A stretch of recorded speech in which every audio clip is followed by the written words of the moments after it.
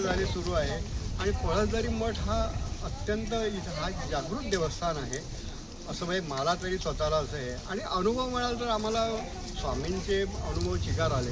सगळ्यात पहिला अनुभव म्हणजे रात्री 11 वाजता आम्ही विलेपार्ले मठातल्या स्वामींची मूर्ती पादुका सगळं घेऊन कारने मी येत होतो आणि अचानक एक एर्टिगावाल्याने जी आम्हाला धडक दिली आहे त्याच्या गाडीचे दरवाजा वगैरे आत गेला, सगळं नुकसान खूप झालं त्याचं.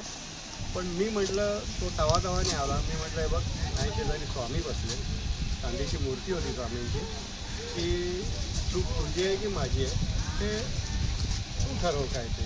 तो निघून गेला.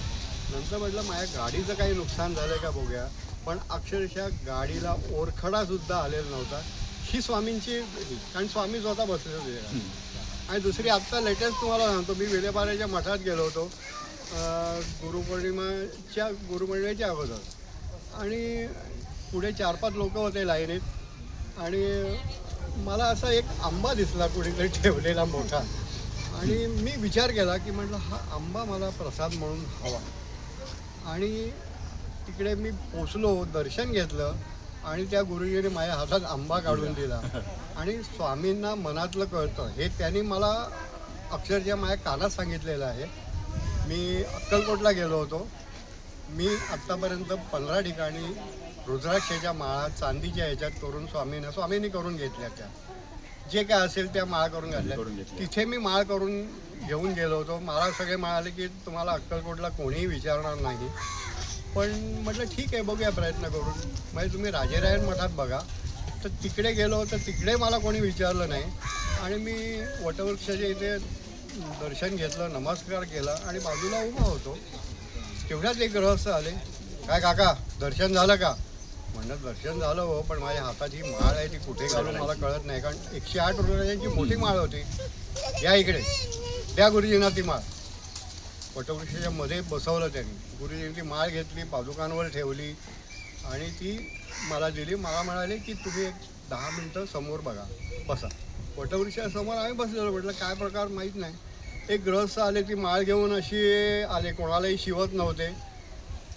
काचेच्या मूर्तीमध्ये मोठी फ्रेम आहे वटवृक्षाच्या समोर. तो दरवाजा छोटा धाडकन उघडला त्यांनी, आत गेले, वरती गेले, माळ घातली, ती नमस्कार केला आणि निघून गेले. माझ्याबरोबर एक मित्र होते साठे म्हणून, ते म्हणाले आत्ता काहीतरी घडलं, पण काय घडलं हे मला सांगता येणार नाही. आणि त्याच वेळेला माझ्या कानात शब्द की त्यांना मनातलं कळतं.